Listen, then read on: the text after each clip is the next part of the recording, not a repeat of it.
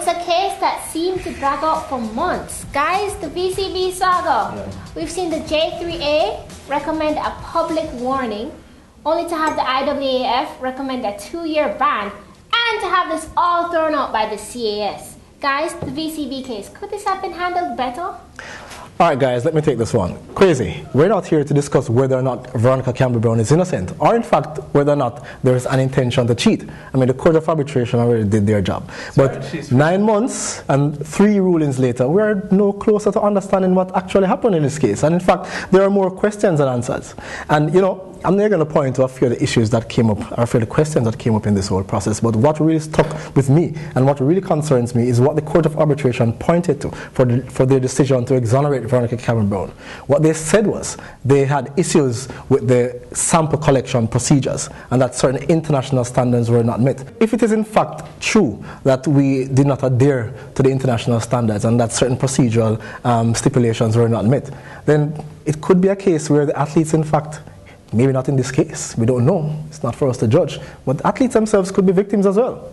Alright, no, interesting point. But with the J3A, how much of this was like the tail wagging the dog? I'm not going to sit here and pretend that as if I have all the information. You know, I'm not quite sure. It, again, begs a lot of questions. But again, my major concern is how does this reflect on our drug testing program? A drug testing program that has been under fire for the last few months, and it's quite clear we don't even know how to conduct a test. Not quite sure what Veronica Campbell's role is, or the lawyer's roles. I'm not quite sure. The problem is we don't know where the dog is, we don't know where the tail is, what's wagging what. It's just been, the entire thing has just been a fiasco.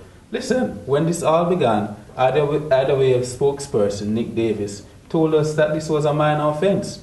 A few months later, his body is pressing for a 2-year ban on Campbell-Brown, as we said earlier. The J3 or CIA, for their role in this whole affair, issued recommended a public warning, only to have that thrown out by the CAS. What are these people doing? Listen, the CAS told us that it was thrown out based on a procedural flaw in the sample collection. This was never mentioned before. So based on what I've heard, actually, that actually came out at the CAS level and was never discussed at the local trial. In fact, again, this is what I'm hearing. So it was added later in the case. We're just hearing about this now. That's the problem with this case. Nothing says a system works properly than transparency. Alright guys, let's wrap it up. We already know, or we've seen, that there's obviously problems with the J3A.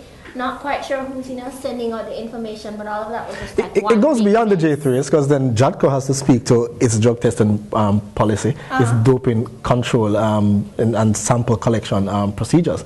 So it's a whole big mess, and I think someone needs to put their hand up and speak to this. All right, wow. You guys actually agree on something. Wow, yeah. Amazing. This is kind of shocking. It is. I feel like I should mark this down. I don't like it. Are you guys going I to feel sick inside. Oh, Lord. Unlikely. Unlikely.